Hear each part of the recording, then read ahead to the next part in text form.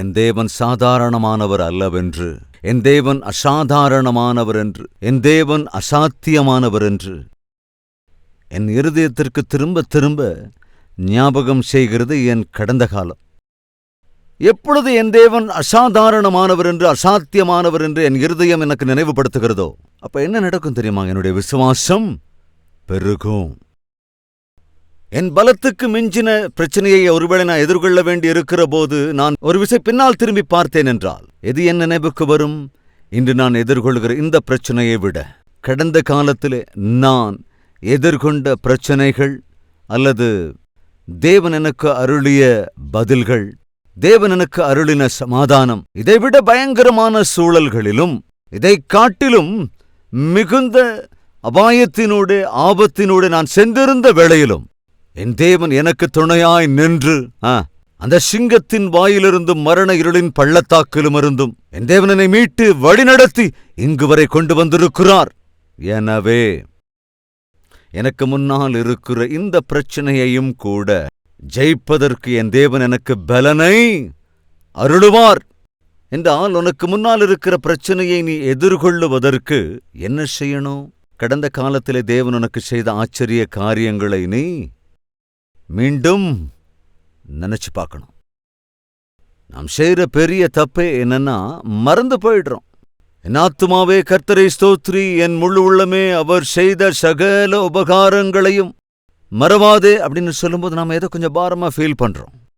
தயவு செஞ்சு கவனிக்கணும். ஒரு விஷயம் நம்முடைய பேட்டரி அப்படியே டவுன் ஆயிடுச்சுன்னா பொதுவாக என்ன பண்ணுவோம்? அதை சார்ஜ் பண்ணுவோம் இல்லையா? அப்போ விசுவாசம் குறைவுபடுகிற போது என்ன செய்யணுங்க?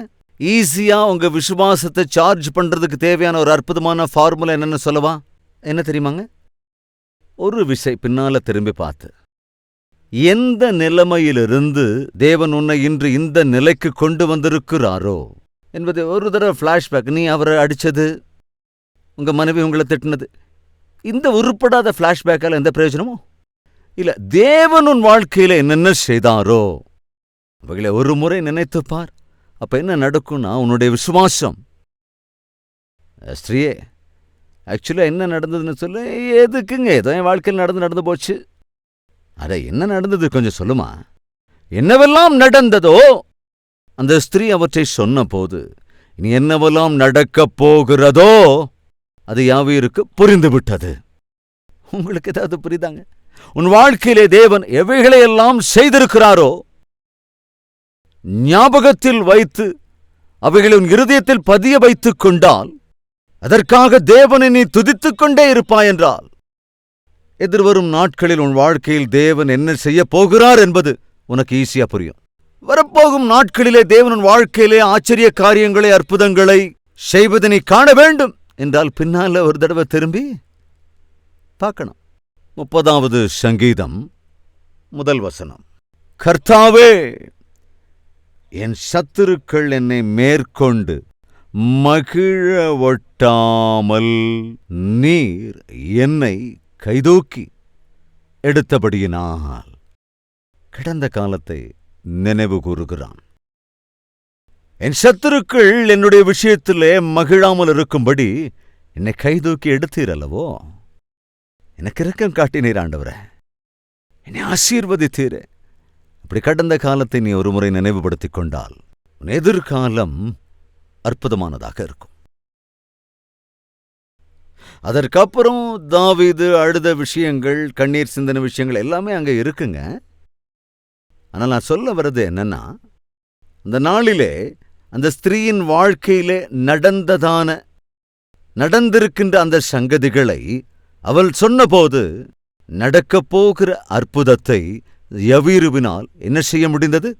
விசுவாசிக்க முடிந்தது. அந்த விசுவாசம் எங்கிருந்து வந்தது? நடந்த விஷயங்களை குறித்து அந்த ஸ்திரீ சொன்னபோது.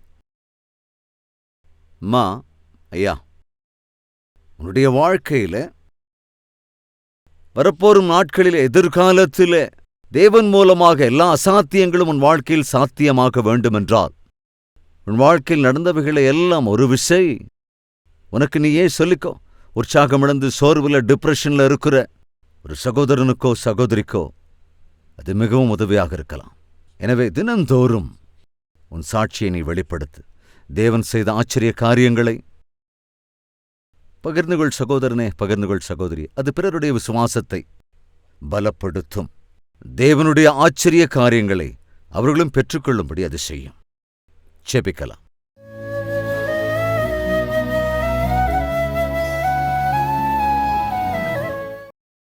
பரிசுத்தமுள்ள பிதாவே, தெளிவாய் திட்டவட்டமாய் புதிய செய்தியோடு பேசியிருக்கிறீர். என்னையும் எங்களையும் பலப்படுத்தும்படியாய், என்னையும் எங்களையும் தைரியப்படுத்துகிற விதத்திலே கடந்த காலத்தில் எங்கள் வாழ்க்கையில் என்னென்ன அற்புதங்களை நீர் செய்தீரோ, எதிர்காலத்திலும் அதைக் காட்டிலும் பெரிய பெரிய அற்புதங்களை நீர் செய்வீர், நாங்கள் பார்ப்போம் என்ற விசுவாசத்தோடு நாங்கள் தொடர வேண்டும். நீர் செய்த எல்லா நன்மைகளின் நிமித்தமாய் அவைகளை நாங்கள் நினைத்து ஆண்டவரே எங்கள் இருதயத்தில் பதித்து உம்மை மனப்பூர்வமாய் நாங்கள் துதிக்க வேண்டும். நன்றியோடு கூட ஆண்டவரே துதித்து எங்கள் விசுவாசத்தை நாங்கள் பெருக்கிக் கொண்டு அதன் மூலம் நாங்கள் பகிர்கிற சாட்சி அநேகருக்கு ஆசீர்வாதகரமாய் மாற வேண்டும். அதோடு மாத்திரமல்ல ஆண்டவரே, நீர் எங்களுக்காக வைத்திருக்கிற மேன்மையான ஆசீர்வாதங்களை, கடந்த காலத்தில் நீர் செய்த அற்புதங்களை ஆதாரமாக்கிக் கொண்டு உம்மையே விசுவாசித்தால் நாங்கள் எண்ணியவைகளைக் காட்டிலும் கேட்டுக்கொண்டவைகளைக் காட்டிலும் அதிகமாய் எங்கள் வாழ்க்கையில் ஆச்சரிய காரியங்களை செய்ய நீ போதுமானவர் என்று உம்மையே மகிமைப்படுத்தி கனப்படுத்தி இந்த வார்த்தைகளின் மூலமாக என்னுடைய விசுவாசத்தை, எங்களுடைய விசுவாசத்தை இன்னும் அதிகமாய் கூட்டியதற்காக நன்றி சொல்லி இயேசு கிறிஸ்துவின் நாமத்தில் வேண்டிக் கொள்கிறோம் பிதாவே. ஆமென்.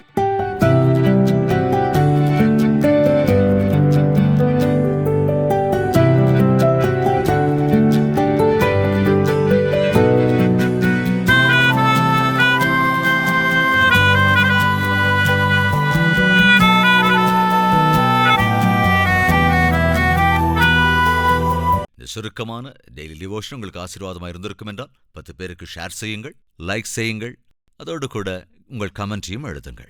மறுபடியும் நாளை தேவனுக்கு சித்தமானால் இன்னும் ஒரு டெய்லி டிவோஷனில் நாம் சந்திக்கலாம். அதுவரைக்கும் தேவன் நம்மோடு இருப்பாராக. ஷாலோம்.